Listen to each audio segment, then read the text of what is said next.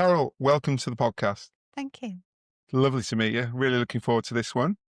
In your beautiful office in the heart of Manchester, in the heart of the floor. I love this floor as we walk through, full of fashion, full of rails, full of action and activity. It must be a wonderful place to be working. It is. It's really quite historical. It's part of Manchester, Cottonopolis. So it's really going back to the times when these were old mill buildings and cotton warehouses and big old steel doors are in this place. It's Yeah, I think the lift that we might have come up in has been there oh, since you the start, tried hasn't it? that? That was very brave of you. I tend to use the stairs. Yeah, well, I like a risk. I like a risk.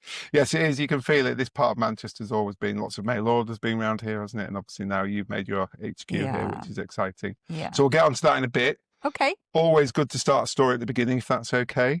Of course. So would you mind letting us know how you are now sitting here as Group Exec Director of Debenhams.com?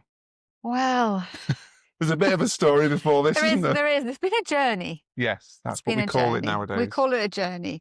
It's been a career that's now almost, I think it's 39, 40 years since I started working. I'm a natural creative. Yep. So I started my career out in Asia as a young designer. Got a job. Literally, I was doing a work placement, met a man in a pub, said, "Can I come and work for you?" Yes, good. Gave me a job. And it's how all great careers start, isn't it? It's how it was just, you talk about how much of it was talent and how much of it was luck, and it was 90%. I just positioned myself and was a little bit cheeky about asking, can I come and do, a couple of weeks with you? Anyway, we did this range. Fantastic. Topshop was flying at the time. And they want to go into ski wear. And it just happens this gentleman used to be a buyer for ski wear, and he's set up on his own. So I did a little collection, a few little drawings, didn't know it. I'd never been skiing, didn't know anything about it, bought a few samples, right? Oh, well, I didn't know what a salopette was. I mean, who did in those days? Unless you were the very, very elite. Exactly. I had no idea. But here you go. We started designing them. Anyway, they bought the range, and he offered me this amazing job, which ended up being my first day on a plane to Hong Kong. And I was back and forth there for 4 years. So I didn't speak Cantonese or Mandarin. But anyway. And that was early 90s, was it? No, that was late 80s. Late 80s. Yeah. That was late so China 80s. Was a very, very different place to what we know it is now. Yeah. And, I got to do loads of, being a very small business of 2 people, being the boss. So you learn to do everything. And it gave me a really good grounding for business, not just from being a creative, because I had to do the banking, I had to do the export licenses, the import licenses, and then had to work with customers. So I had to work with the whole of the British High Street. So not only could I design something, I could buy it, cost it, and sell it, and take them to a nice restaurant for lunch on a Friday. Or part in the late 80s, early 90s, that was part of the job. Was getting your buyers drunk. Yeah. If only it was still true now. Oh, it's not now. We don't have the we don't have the budgets for that anymore in the industry, sadly. I don't think anywhere. Well, or people can't come. They're not allowed to accept it. They're not allowed. No, it's a bribery act now. Yeah. But yeah, it was fun, but it gave me such an amazing grounding. Yeah. Which I believe set me in good stead, because designers tend to be designers and move into buyers, stay in creative roles. Very few will break through into business. Yeah. Because you were graphic design, weren't you, at college? And I was doing illustration. Oh, that's right, illustration. I wanted to do, actually, originally I wanted to be a fine artist. Yeah. Quickly realised that I wasn't really, other than working in a pub and trying to paint at the weekend. Wasn't going to earn any money, was I? I wasn't really going to get a job. Yeah. I come from quite a working class kind of background. Good Northeast family, And, I've got my Northeastern roots, and they're like, you need to get a job, we haven't got any money to support you. Get out grafting. Get yourself a job. Yeah. And, it was just born out of I need to be a little bit more commercial in my thinking here. I haven't got a trust fund. Yes. To get me through. Yeah. And I took on I just halfway through I thought, you know what, I loved doing fine art, but then I loved doing illustration. Then I started doing fashion illustration. Then I realised, actually, I really like doing You could fashion apply design. your actual natural skill to it. Yeah. So that's how it all And do you think, started. obviously, you say you were given a break or you took a break, which is interesting difference there. But do you think that, like you say, that background of parents telling you had to work, that was really what accelerated your development in those early days? Yeah, I think it is a little bit of the environment. Yeah. You know, I wasn't actually encouraged to go to university. Right. I was probably the only family member who did, of my immediate siblings. And I wasn't exactly encouraged to go, but I did feel I needed to get out of my environment. Okay. Yeah. I didn't feel I quite fitted into that, you know, working in a local town. And then I kind of, you know, I didn't You have. felt there was something outside there that you Yeah, I didn't know you know, I what, can't but even say I had huge ambitions to be anything, you know, ever to achieve what I've achieved now. That ambition wasn't there, but I didn't feel like I fit. And I just knew there was something inside. There's something else for me. Yeah. It's not going to be in the Northeast. So there I was, ended up in London. There. Now Manchester, And but China. and China, Yeah. everywhere else I've been to around the world. So you had that brilliant grounding, working every role that the business had, understanding and learning. In the first couple of years, Yeah. yeah, Steep curve like that. Yeah. made a few mistakes. Yeah. Paid a telephone bill 2 or 3 times, the same one. So yeah, I learned how to. It's the best way to learn, though, isn't it? It is. You do learn from your mistakes. That's correct. Yeah. So then you joined Pinstripe after that, was that right? Yes. No. Well, I had another little job in between, or 2 or 3 little jobs, and none that particularly lasted more than a couple of years. And I came to Manchester for a design job in 1993. Okay. To join the family, the Kamani family. Actually, originally, I just thought, oh, it's a temporary stop. I'll Get a never bit stay more back north. I'll experience, get see a how bit you more go. experience, see what it's like coming back to the north. Didn't think I would stay. And like 30 odd years later, I'm still here. And here we are. Here I am. 23 years later on a sunny day in Manchester. Yeah. It's I've never really looked back. I just clicked it here, and I got quite a lot of autonomy.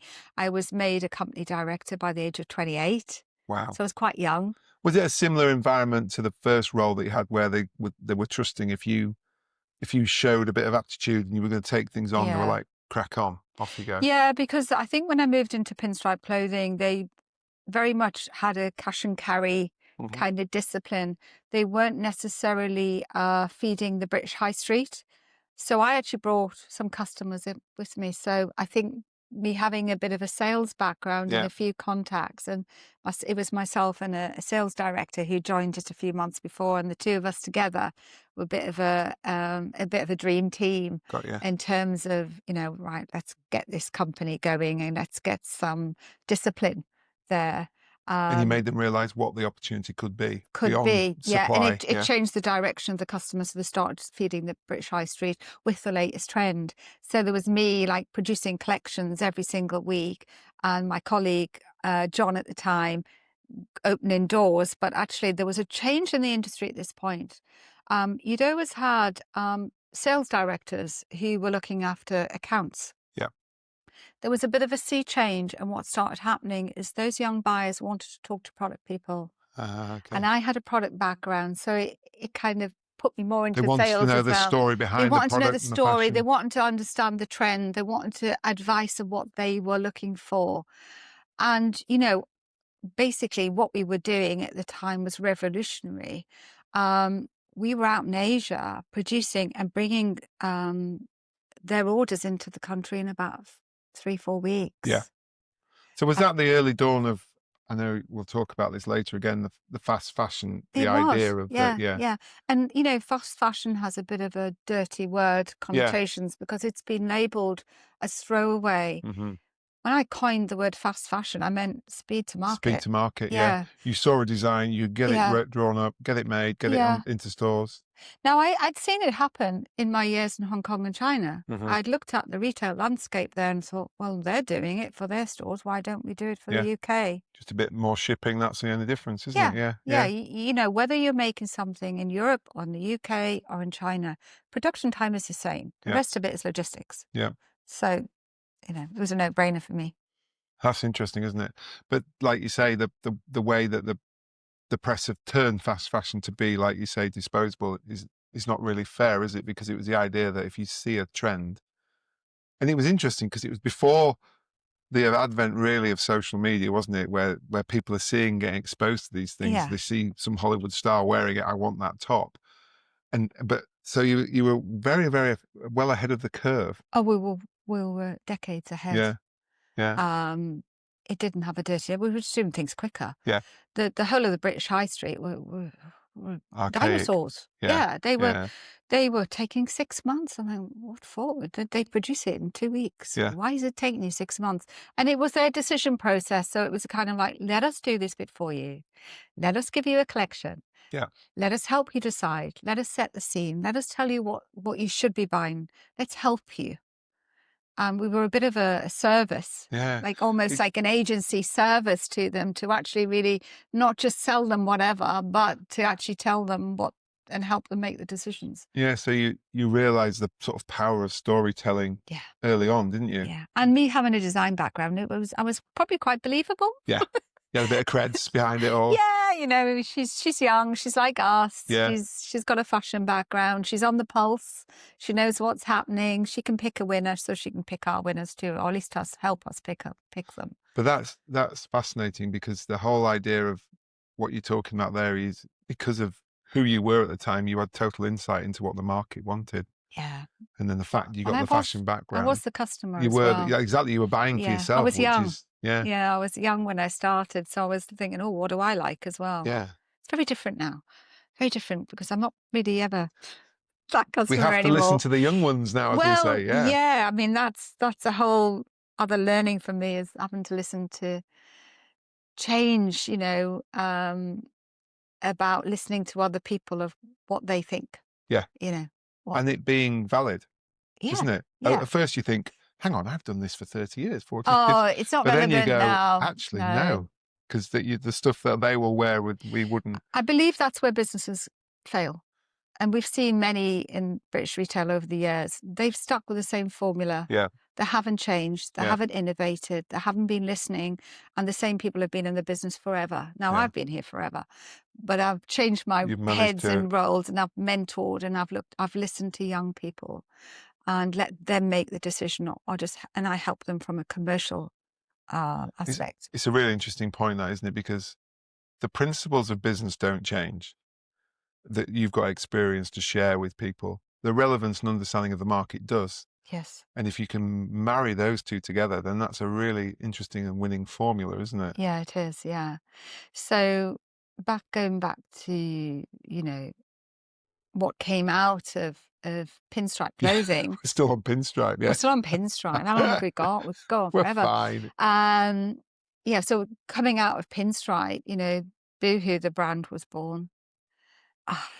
Best years of my life. I'll bet. Such good fun. So how did it come about? How did you, obviously the business was doing well. Casual I know. And the bank manager was saying, you can't close what you're doing. You're great. Yeah. Are you mad? Yeah. And I saw the writing on the wall quite early. I saw what was happening. I saw there was an appetite. I'd started shopping online myself. And I just thought, you know what? Why not? So it came out of a very casual conversation with my business partner, Mahmood. One afternoon, he says, do you fancy doing a bit of online? I went, yeah. Do you think you can do it? I went, yeah. I love that. Why are you so confident? I went, can't be that difficult. I don't know the tech side, Yeah. but I know how to buy it. We've already got a warehouse. I know the customer because I've been working with that customer for the last decade of my career. So I know insights. I said the rest of it is surely, apart from tech, which I wasn't very tech enabled. I said, we'll just have someone do that bit. I said, marketing I can learn. Yeah. Off we go. But you were really sort good. of already. I think it's interesting, isn't it? That again, the respect of understanding where your strengths were and where they weren't Yeah. is a really interesting formula, because, like, you knew you had to get a very good tech team to make the dream come true. Then, because you knew what you Oh, wanted they to weren't achieve. very good. All right, better than you. Better than me, but the first website was £1,500. It was dreadful. Wow. It Yeah, was and and that's it what was it turned out to dreadful. be. Yeah. Yeah, it was awful. It was just a wireframe and one bit didn't talk to the other. But, baby starts, isn't it? Yeah. You probably for £1,500 could build quite a good Yeah. website today, With a but bit of AI's help. Yeah. with a bit Yeah. of AI, but now you probably couldn't. So no, we scrapped that fairly quickly and started, very, very quickly brought a chief operating officer in who had a tech and logistics background. And so we became more of a trio again, Got you. with another skill set, and set up a board and professionalized ourselves. And I was left to do the customer creative front end, and let them get on with the other stuff that I didn't really Yeah. fancy doing. Make the magic happen back Yeah, here. yeah, Yeah. I'm about the glamour. Yeah. I want all the sexy bit up front, please. Yes, yes, why not? But Someone's it's got to do interesting it. because the market, you joke about the £1,500 website. The fact that you could actually buy things online was so new then that nobody knew. Like, imagine now if I they mean, it saw was us. after dial-up. Yeah, There was just broadband, broadband. but Yeah, only just so, wasn't it? only just, Yeah, only just. And people say, what would you have done differently? I said, well, I'd love to have done that a decade earlier, but we weren't ready. you literally couldn't Yeah, have the dialed market up. wasn't ready. You couldn't. Yeah, We didn't have Wi-Fi in our homes, yeah. let alone We're a going to sound smartphone. really old when we start I saying that. know, Yeah, I yeah, know. Gosh, e-commerce has been around for some time now. yes. Yeah, So obviously it just kicked off and just yeah, exploded. yeah. Well, it wasn't in a straight line. Yeah, These things never are. There was a lot of learning. We had to scale up. Like I say, I wasn't a natural marketeer. I learned a lot of marketing through interviewing people who were. yeah, I didn't really understand digital. I didn't know what SEO meant or PPC. I was asking those questions. I thought, what does it mean, in the interviews? And very quickly, I came to the conclusion that I wasn't going to bother with digital marketing. yeah, I was going to do some brand building. And this is where I put this is where I'm actually more famous in our organization for brand today than I ever was a fashion designer. yeah. Because that's kind of what defined what I did, was building brands. Mm-hmm. And I just decided that nobody would know our name if they found us in Google Yeah, on page 10. yeah. So if you put online So fashion, what would I need to do? Well, I need to be above the line advertising to get that customer trust. And I need to act big when I'm small. uh-huh. So I went about doing deals, distress deals, last minute. I'll get the artwork ready.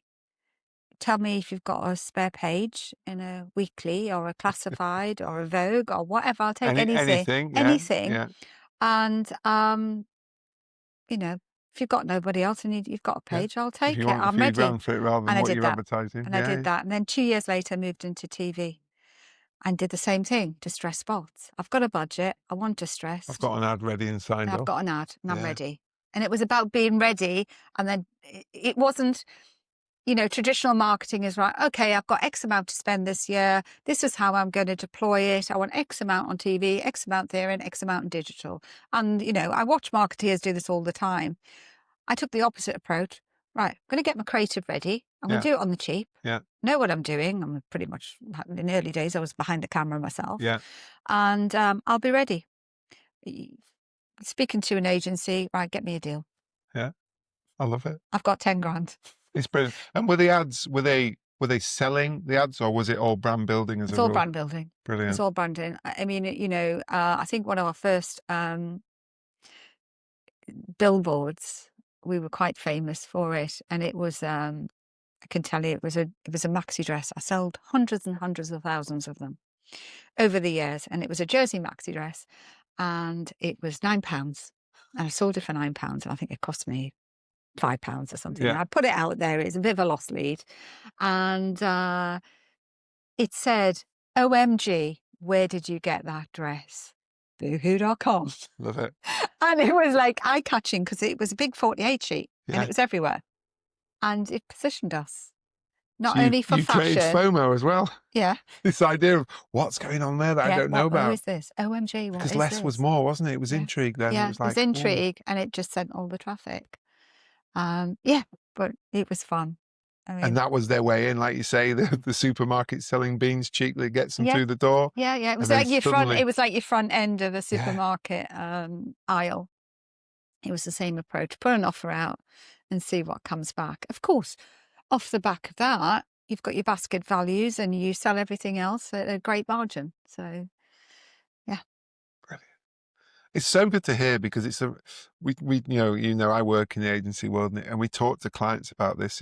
We can do all this incredibly clever programmatic advertising, but if they haven't heard of the brand and don't get what the offer is, you're never going to get any. Okay? If people are aware, then they see it. It's Yeah. part of the mix. I It's always great. think you've got to, we talk about attribution models. I've never really found one that worked. I don't No, know if you have.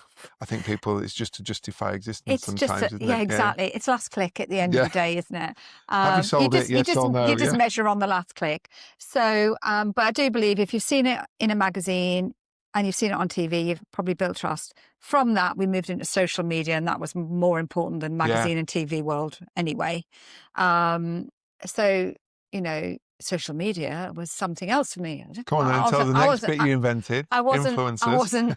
wasn't a native, but I hired some young people.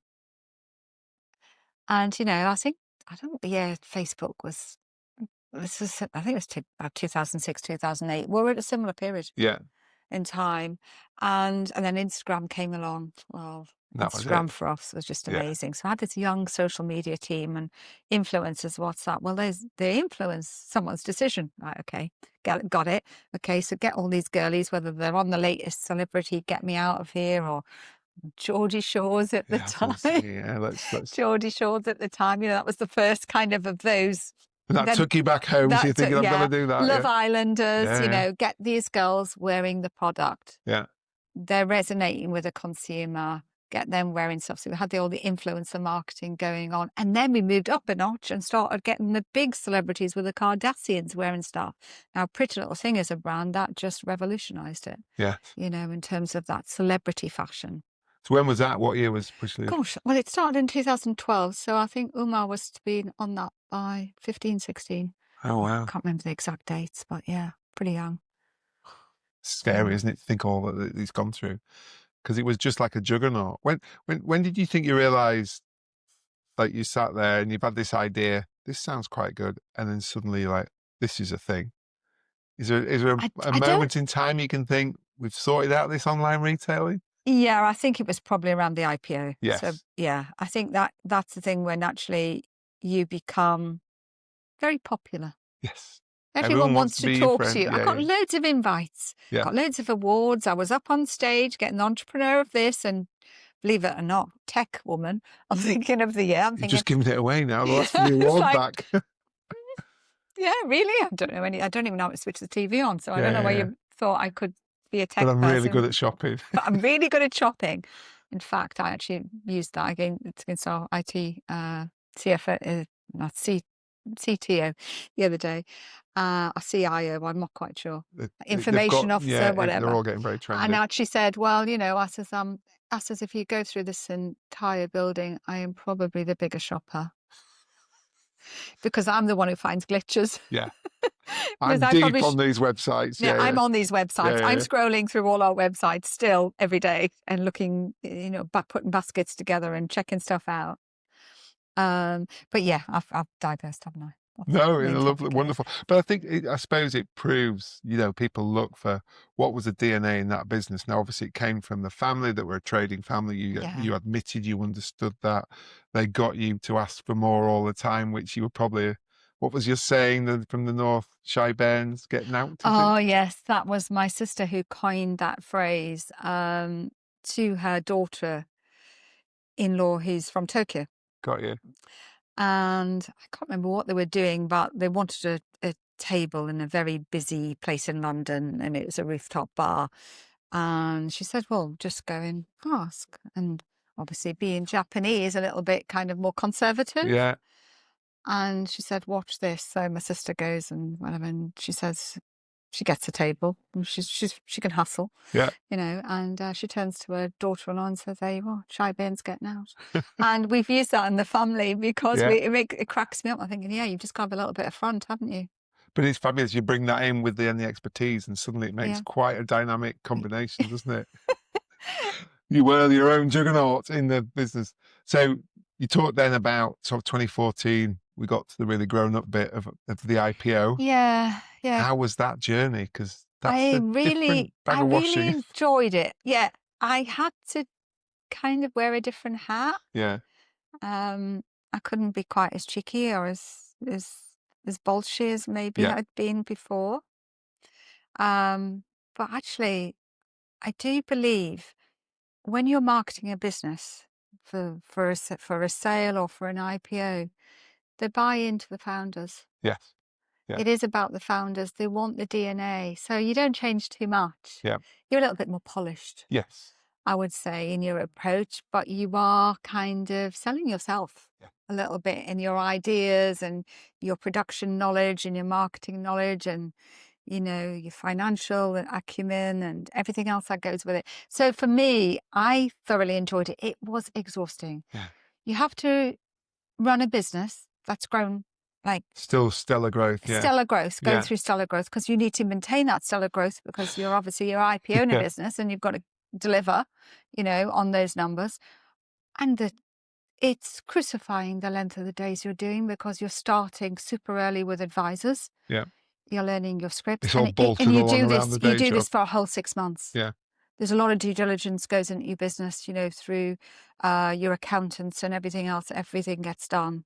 I mean, you're scrutinized because you're going to become public on Yes. every single level. They've got to make sure they've Your found... personal background even. I mean, you know, it's like, do you want to know what size trousers I'm wearing today? Yeah. It was like that. Yeah. So you go through this process, which takes about 6 months. And then finally IPO on the day. And it's a bit like, well, they've rung the bell. Yeah, what's next? Oh, we'll just go and have a beer, shall we? Yeah. It was one of those. Yeah. It was a little bit of... Yeah. Yeah, it's a very strange day.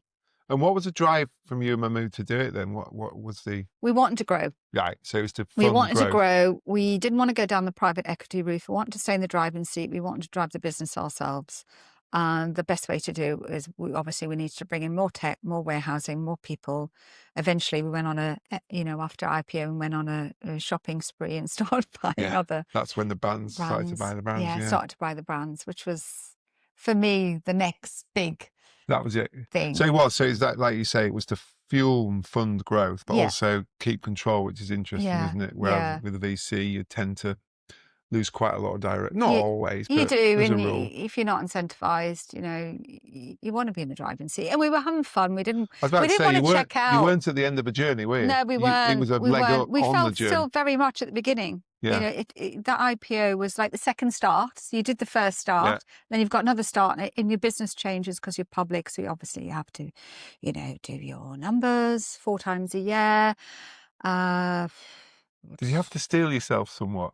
Suddenly thinking, you've just taken a business, you know, into public, and I don't know, it's just an amazing thing to have Do been you know part what? of. I was pretty relaxed. Yeah. You know, Carol didn't change very much. I mean, I got a Did it few. just feel like it was the next bit of the journey? Yeah, I mean, you know, I had a bit more money in the bank. I Yeah. felt a bit financially secure, but I still got up at 6 in the morning and got home at 8 o'clock at night. Yeah. My life didn't really change. Yeah. It actually still hasn't. Yeah. Still do the same Different things. pressures, like you say. Different pressures. Different questions asked of you with it Yeah. being public, but Yeah. you still had to make the business work. Yeah, it's often you have to go back and make it work. You've got to work hard. In fact, I would say you have to work a bit harder being public. Because those extra bits Because you have to wrapped around. satisfy the market as well as satisfy the growth of the business and be happy doing it. Yeah. Did the structure of the business change at all? Did anybody new come in, or was it? I were would you say still in initially control? we made some mistakes and brought in too many people and Right, then okay. realised that it was us that needed to drive it. Yeah. I think that's a natural thing. Everyone does it. Yeah, you think, right, lots we've of got the people funds, make mistakes in the first 6 months of being public and have a profit warning. Yeah. Um, That and- refocuses you and somewhat. it does refocus you. Yes, we Okay. did that. Yeah. best thing that could have happened, because we jumped straight back in the driving seat. Yeah. You suddenly got that nice Suddenly wake-up thought, call. right, okay, this is not all one way, you Yeah. know, because all you've done is grown. Right, great. Everything's going to be amazing. You listen to everyone, and it's such a colourful story. And then you think the markets can actually react badly. Yeah. To a very small miss. Yeah. A very, very They tiny can miss. decide how they take that, Yeah. can't they? Yeah. I suppose to your point, if the founders that have built the success for the previous 10 years are still at the helm, they're probably cooler with it than they're going to be happy with it. I think you know, investors when they've bought into it, certainly in the early stages, Yeah. there's an expectation that the founders are still doing a great job. Yeah. We did, you know, and you know, just moving back to acquisition, that was for me just great. Well, you're shopping again, aren't you? I was shopping again, and the first acquisition, because we haven't crossed it off, but as early as 2012, we became quite an international brand. Yeah. Yeah, we just forgot about that bit. Yeah, we forgot about Well, that we've bit. I become mean, it was global. huge. You know, Yeah. we were still small in business in the back streets of Manchester, in Cottonopolis here. Yeah. That became quite international Yeah. very, very quickly. And, you know, we did Ireland, we did Australia almost back in 2012, 2013, we're all over the US. And that led on to that US feel of us actually acquiring the Nasty Gal brand in 2017, which went into chapter 11. Now, I'd always loved Nasty Gal and I'd always wanted to shop it, but the duty coming in was a nightmare and too expensive. You know, you had to pay double for everything. So I'd only really shop if I went out to LA. So that went into chapter 11, and we were on a plane going, thinking, are we going to get it? Are we not going to get it? It was like you had to go into a courtroom, and the judge was like a Judge Judy. No way. And you had to do it all. But we kind of knew just like an hour or two as we were landing, we kind of thought, it's ours. Yeah. We kind of got heads up, it's ours. But you've got to go through this but process. we still had to go through this process. The most exciting, funny thing I've ever had to do was go into a courtroom. And I thought, oh God, am I going to be questioned? You know, I'm only trying to buy a brand. What's happened? Yeah. I didn't put it into administration. It's not my fault. So that's why the court. Right. Okay. Yeah.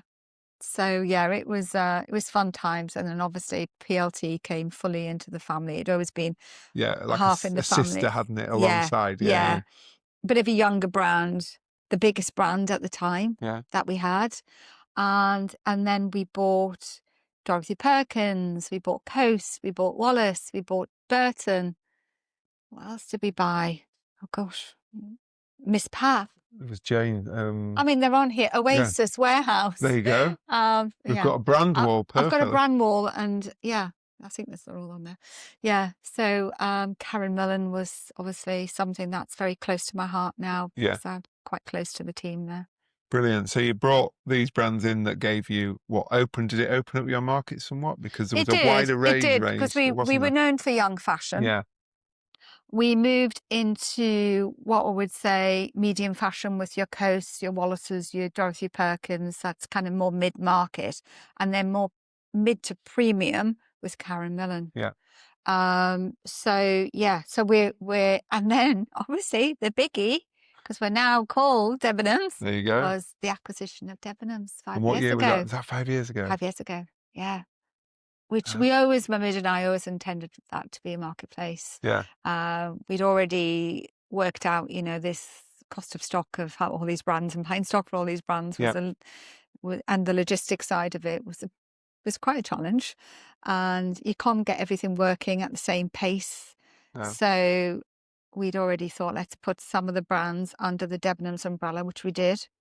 And because they sat naturally they there. Naturally sat there because your consumer would expect to see see them because they'd always been in store. Yeah. They don't, you know, your Coasts, your Dorothy Perkins, your Wallaces, your Warehouses, Oasis. They were actually in the Debenhams store, so it made perfect sense that they sat under that umbrella. Yeah. They still have their own standalone websites, of course, but most of the marketing for those brands became under Debenhams. Brilliant. So, yeah. So explain a bit more about Debenhams.com now, because in the politest way, it's a monster now, isn't it? It's a monster. We have all our own brands. Yeah. Then we have over 20,000 partners. Yeah. So we're selling anything from, oh God, I don't know, gaming Yeah. to furniture to beauty to fashion to just about anything. I Yeah. mean, I even found some chicken coops on there. I What mean, else? like, who'd have known? Who'd know? And you But get yeah, your they're just lipstick next to partners it. Yeah. that plug their inventory in, Yeah. and sometimes we ask them to remove some things. Yeah. That's not It's quite not our quite what mark. we were looking Yeah. for. Our consumers not really engaging with that. Do you mind just taking it off? That does Yeah. Of happen. course. But yeah, so yeah, it's a monster. And it's fantastic because we've got this great marriage of being a marketplace that actually owns brands, Yes. owns its own brands, Yeah. owns its own inventory, as well as having 20,000 partners. So it's quite a unique model. It's a perfect marriage, though, isn't it? Yeah, Like you it's a say. perfect marriage. So from a branding perspective, you look at some marketplaces, look a bit messy. They don't quite know what and you doesn't have a consumer connection. Yeah. But when you go to Debenhams, it has its legacy. Yeah.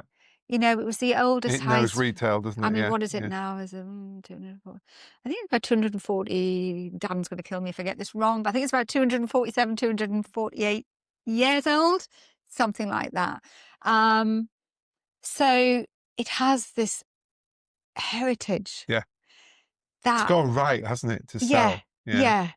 And it's always been the accessible department store. Yes. It's not your snooty department No. store. Yeah. It's one that has transcended from a young person to the gran and a family going in there. Yeah. So it's got all of that going for it, but now it's online, so it's even more accessible to even more a market and can stock more things, but still has that feel of all those legacy brands that used to be on there, still on there. And just recently, we relaunched Designer at Debenhams. Oh, nice. The old Yeah. label back out. Yeah, so we're going to start working with more and more designers going forward. So that's, Because that's what it that was really sort of excites me. in the, dare I say, 80s and 90s. That's what it was sort of famous for, It wasn't was it? really Bringing famous. It in, really positioned the yeah. fashionability. So we're taking it back there. But But yeah, it has but it this was unique. interesting. Debenhams facilitated. I remember John Rosher did some stuff, didn't he? And things Yeah, like that. yeah. I can always Jasper Conran. Jasper Conran. Yeah, of course. Yeah, Now we are showing our age in yeah. a We are wonderful way. showing our age. But Yeah. I suppose what a brilliant idea that's the big core of your market will still recall that and remember fondly Yeah. that if you wanted something a little bit different as well when they Well, I went through those. remember, being a young designer buyer, I couldn't buy designer clothes. I Yeah. wasn't in that income bracket, but I went to Debenhams Yeah. And you and I could get bought a John Rosher or something special for a wedding yeah, or something. you got your That's where outfit. I went. Yeah. I wanted to price up a little bit. I It would was have your gone to treat, wasn't Debenhams. it, in It was those my days? treat. Yeah, little treat to myself. So how did the market react when you suddenly saying we're a marketplace in Debenhams? Obviously, because people have known you from I'd Boohoo. say, yeah, I think it's still in transition. Yeah. I think it's an interesting thing. It's like, why have you changed the name? Well, we felt as a group now of lots of different brands and putting so many of those brands under the Debenhams umbrella, it kind of made sense. Yeah. To call it, Yeah, you couldn't have put it under Boohoo because it would have been. It was looking weird to have. But also a big chunk of the market would have thrown it away. Oh, it's not for me. Yeah, And whereas- exactly. You had what was young fashion Boohoo, how getting the city to understand that it owned Caramillan, that it owned Debenhams, that Yeah. it owned all They'd be those like, things. what? Yeah, it kind of wasn't making sense. So we did make the decision. We deliberated whether we would just go for a different name come up with- altogether. We couldn't think of naming. one. Oh, it's too hard for words. It's really hard. Yeah. And we just thought, you know what? Everyone knows what Debenhams is. Yeah. And it's interesting what you're going to do is, I'm assuming, is give a surprise and delight for people because everybody will know what it is. And maybe some people think, oh, that's the bit that. But then once they go on and they realise the choice and the breadth and the width. choice is phenomenal. I Yeah. mean, you've got a customers from 16 to 60, I would say. Yeah. We try and bring that whole family side to the site. We've still got the young fashion brand that's doing that sassier fashion, young feel. Still really important that it retains that. But actually, some of that young fashion is some of the best-selling stuff on Debenhams too. Yeah.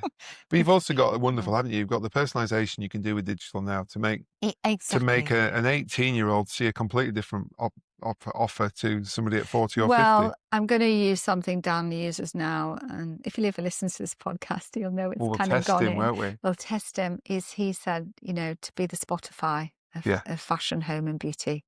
So Like it. we will just, Yeah. Create your own create what playlist. you're looking for. This is where you are. This is what we're going to show you. This is what you've scrolled on in the past. This is what we're going to offer you. Wow. That's a beast though, isn't it? And is that just in the UK, or are you going, Oh no, well, it's every, we pulled a little bit because of the natural economy. yeah, We have pulled a little bit back on international, but we have plans to go back. yeah, We have got some brands in the US now in Nordstrom.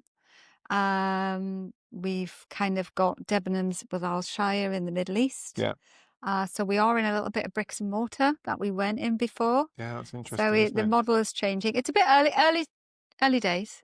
Yeah. But yeah, we're putting some of the brands in stores in the US. Because in the past with Boohoo, you used to do the pop-ups, didn't you? Yeah, yeah. Which, But still do. They still do. yeah, Yeah. We they still still resonate where yeah, people, they love it. yeah. They absolutely love it. One of our showrooms just in London quite often will open it at the weekend as a pop-up store. And then obviously social everybody hears to the underground, and Yeah. it's The queue around the yeah, block. It's incredible. We've done some amazing things, like that, just that kind of experiential kind of things where we've done casting days for models, where, we're looking for the next big face. Come here and we'll find people that way. And brilliant. Makes a brand really relevant, doesn't it? it And makes keeps it very relevant. You've got to put the consumer at the heart of everything you do. yeah. And she has to connect on an emotional level with everything you do.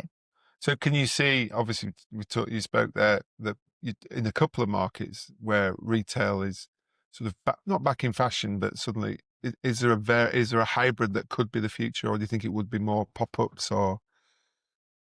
I think there's easier things to do than open retail.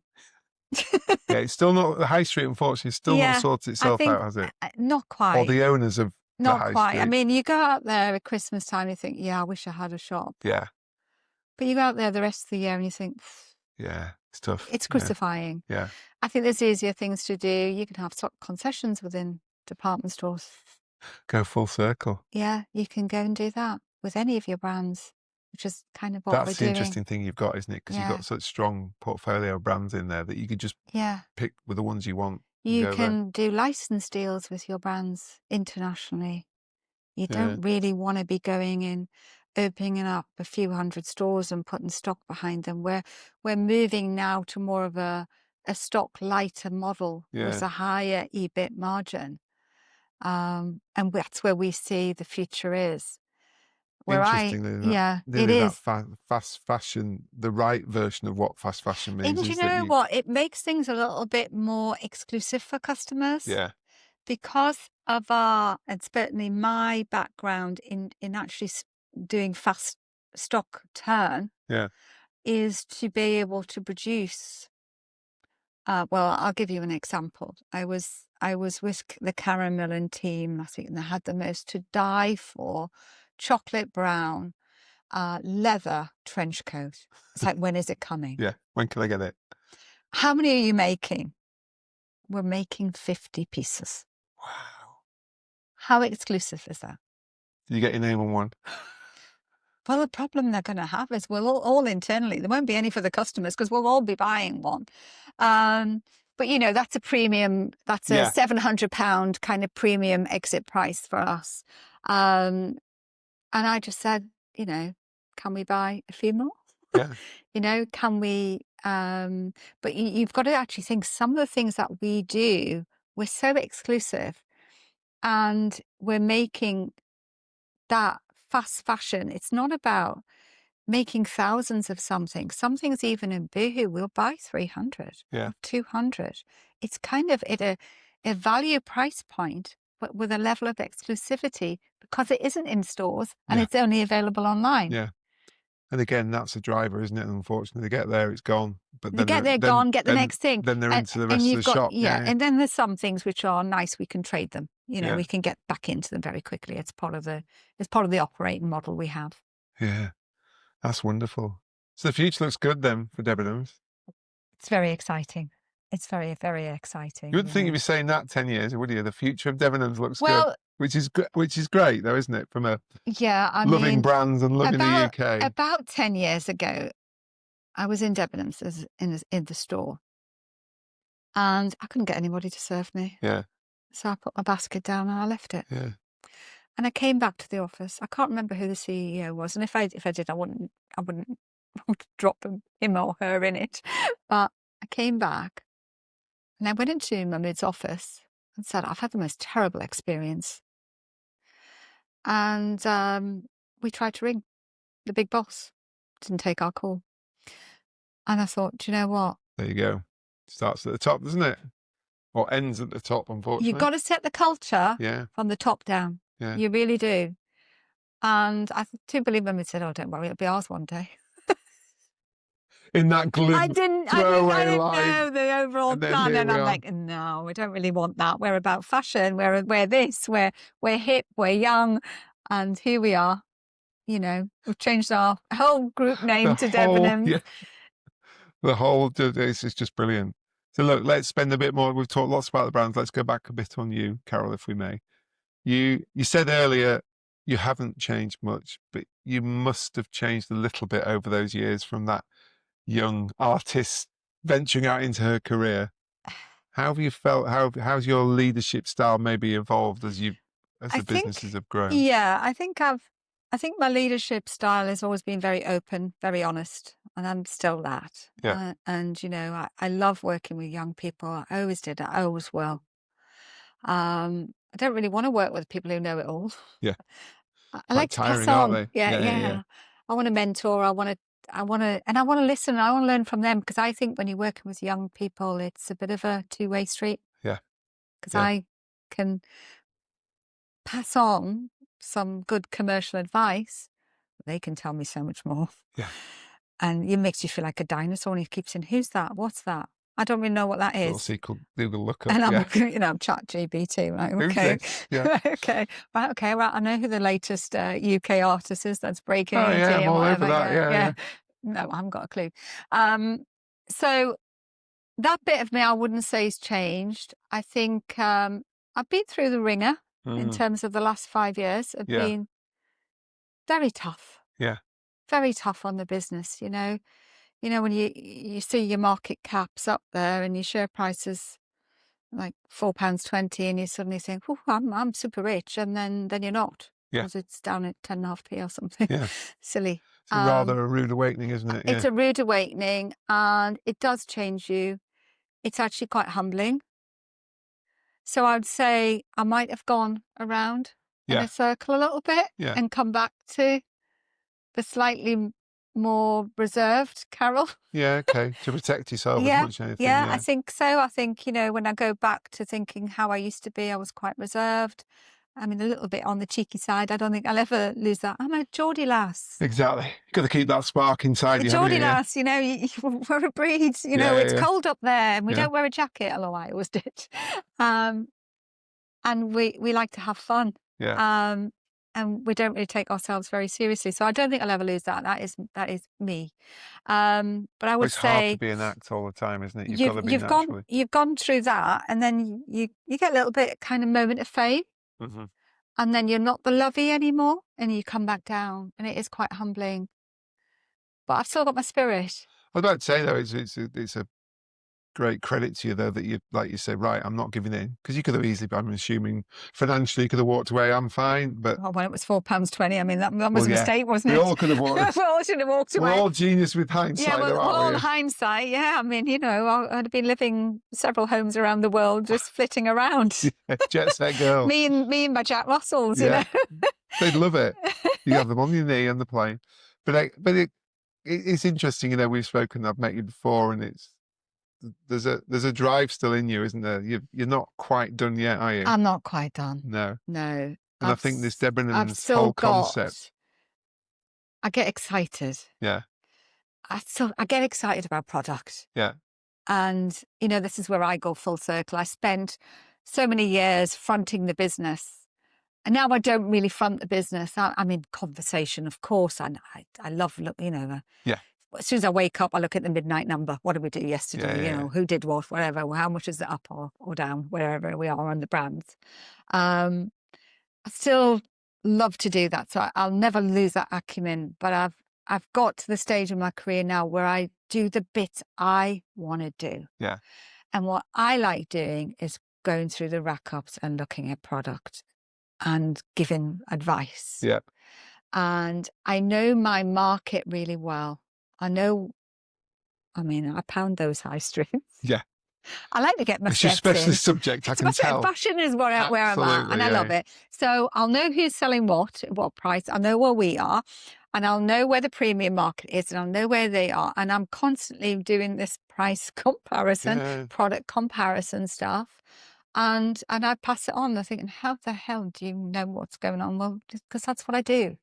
But it's interesting, isn't it? Because you were very honest to say when boohoo, after 10 years, you were listening to younger buyers and younger designers because they got the market.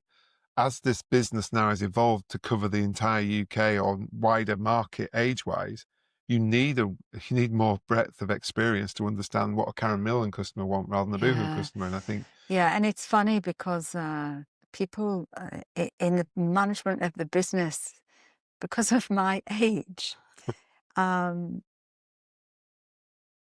put me in the direction of Karen Millen. Yeah. And sometimes I think, oh, that's a bit grown up for me. Yeah. And I like that. I'm on Nasty Gal and Warehouse. Yeah. And some of our other brands. I mean, I do shop KM for events. Yeah. It's amazing. It's an amazing brand for an event. If you want you got a posh do to go to. Yeah, really posh do. You can get a beautiful gown for £400. That would cost you thousands in a designer shop, and it's coming out the same factory. It's handwork. It's amazing, and it's a real destination for that. It's a real destination for workwear, but who wears suits anymore? But similarly, I like edgier brands, so I'm on Warehouse. I'm sometimes on Nasty Gal. Occasionally, I'll be on Boohoo. Yeah. I love PLT. But I'm not their target customer, but I love it, and I loved young fashion. I understand them. When I was already nearly 40 years of age when I launched Boohoo. Okay, fair point. So, and I was targeting an 18 to 25-year-old demographic, and I was designing, buying for them. But someone wasn't the customer. Yeah. But I could still do that then. Yeah. I'm probably a little bit unique in that I can work across markets quite easily, and I don't like them pigeonholing me into an older brand just because I'm getting older. Keep fighting. So is there an element, to put my teeth in, any elements of the job that you miss that you're not allowed to do now, but you've obviously paying lots of people to do it rather than you? Yeah, I think most of it I miss. Listen, when you're a founder and you did every bit yourself. Yeah, you've got the badge for each bit. Yeah, you've got the badge for each bit. I packed the first parcel. I went out the door. I took the first photograph. So I miss that. I actually miss the investor relations piece, believe it or not. And I did it solidly for about 6-7 years. Actually, when I probably did it as just an executive director, even after I'd stepped out as CEO. I still did it for quite a few years after that. You kept that link with the I kept that link brand, because didn't you? Yeah. I talk fashion, and I like to bring that customer focus back into every conversation. Yeah. Because that's where the market trend, where we're going. But that's back to your point earlier. That's when businesses go wrong, when they forget. They make decisions for themselves, not for what the consumer wants. You've got to be. As soon as you disconnect. As soon as you do that, you're on a slippery slope. Yeah. The end. The end. Brilliant. We're not going there. We love our customers here, so yeah. Well, it's great, isn't it? There's so many of them. Well, I'm alive and kicking. It'll be the topic. You'll keep dragging them back there. It'll be the topic on every agenda. Yeah. So talking of getting down with the kids, as we say, you've done some non-exec work with Lad Bible. Do you want to share a bit about that? Oh, I love it. Yeah. Love it. I'm into my 4th year Look at your now. face light up Yeah, I there. love it. It was a whole new learning curve for me. Because they're local to here, aren't they? They're Manchester. They've got Manchester and another office in Whitechapel in London. So yeah, no, they're down the road that way. I don't know. Somewhere. That way. It's actually that way. Fantastic brand. I had followed them and known them right from the startup. Yeah. And yeah, started with 2 great entrepreneur kids. You know, they're in their 22, 23. So I knew them from going for a drink in the Malmaison. Brilliant. After work, really. That was it, yeah. And we became real supporters, and my business partner would give them some office space for them to thrive in. Brilliant. And that's how it started. So I kind of always knew them because of that. And then obviously when they entered into when they grew up and decided to go public, they needed to form a board, and I was on the end of the phone call and said, yeah, right, I love it. I says, I'll be, you know, an advisor who's been there, done it, been the CEO, floated a business. This is my learning. Got a few scars on the way through. This is what to not do as much as what to do. So I've been the safe kind of guardian around that PLC board. I'm sure they're sick to death of me by now, but I keep turning up. Well, I'm going to say, if you're still there, there's a big accolade. Yeah, but it's been a great learning for me because they're fantastic. Yeah. I don't know if you follow some of their stuff they do, and some of the celebrities that will just turn up and they will film, and they've got such a following, and it's all very organic and authentic that they get to interview some amazing people who they don't pay for anything. Yeah, it's incredible. But it's cool, isn't it? It's that lovely value exchange where that person gets the exposure through their networks. But it's a lovely win-win. But like you say, I'm a great believer that we keep going if we keep learning. Like you say, whether it's from a young fashion designer who rocks up here at 22, you can learn from her. You've got to learn, otherwise. And if you're learning from the boys about how they do and how they engage their market, you can then reapply that knowledge everywhere. Yeah. I mean, I've utilised them in our menswear before. Yeah. There's no point. Maybe if you try to call a few freebies in, they didn't charge me, but you try. But that's been a really interesting journey for you. Oh yeah, I actually quite like non-exec work. Yeah, I do enjoy it. I think you can pass on. I think it's very interesting for me to go into something completely out of my comfort zone and learn another skill. And it's quite nice not being on the operating day to day, but actually just to dip in and out of things. It feels very different. And actually, after being an executive director, initially when I first became it's only my only non-exec role actually, but when I first went in there, I was like, why aren't you doing this? Why aren't you doing that? And I had to pull myself back. I'm not an operating director. Yeah. Otherwise, you're going to get yourself some jobs here. Yeah. Yeah. And, you know, you're there in an advisory capacity. You're not there in an operational. And you have to learn to distinguish. Find that balance. Because you get lots of non-execs, all they do is non-exec work. They don't work full-time for anybody. Yeah. But because I'm still a full-time. You're at the coalface somewhat, yeah. Yeah. I'm like, wow, why aren't we doing this? But it's, I suppose, if you like them as well, you're desperate to make them, like you say, not to make those mistakes and to go. Yeah. So is that something you'd like to do a bit more of as you move forward? I would. The markets are a bit quiet. I know. I've never really had to go for a job before, though. It's a bit weird, isn't it? I mean, like, I've been here forever.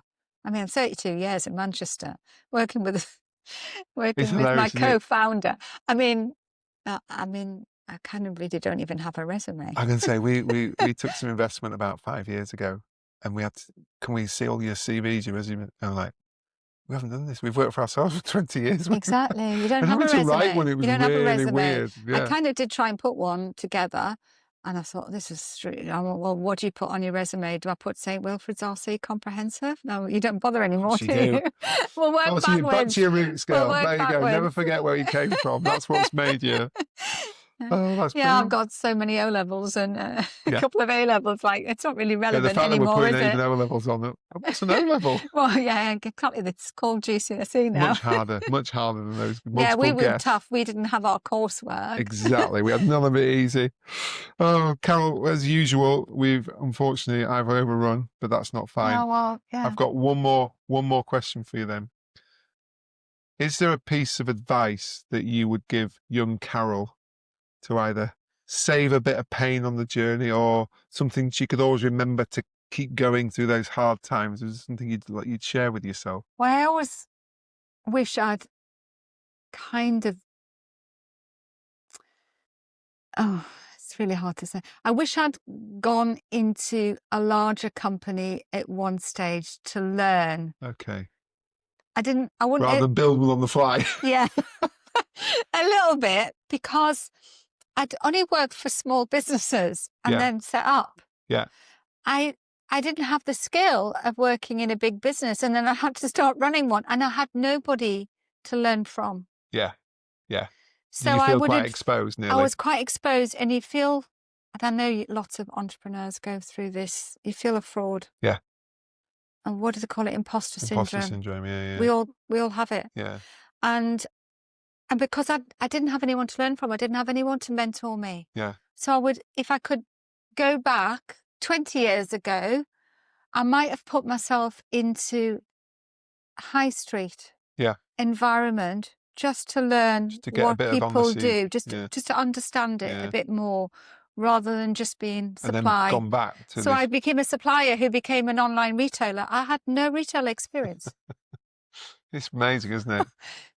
But it proves, and you've said this before, if you say yes, then I just opportunities keep open saying up. it. Just say, yeah, okay, no problem, and Yeah. then work out how to do it. Yeah. Find a way. Find a way. That was your Northeast scrapping side, Find wasn't a it? way. Always find a way. Say yes to everything and find out how to do it afterwards, There you go. and scrabble in the background. But it's interesting, isn't it? Like you say, I suppose there's a lovely constant theme with what you're being saying today, which is always look to learn. Always look hungry to take on information, because it'll make you a better person, and also you'll be able to do a better job. Yeah. Because that's it. And it's more fun when you're learning. You might not think that when you're starting out your career, when everything feels very alien, but when that stops is when you get I like static. alien. Yeah. I thrive on alien. There you go. Yeah, because I'm a bit of a sponge for information. Yeah. I think we've got to stop it there. You thrive on alien. There we are. Carol, thank you so much. Thank I've you loved so every much minute for of that. coming in. It's been great. Thank you. Thank you.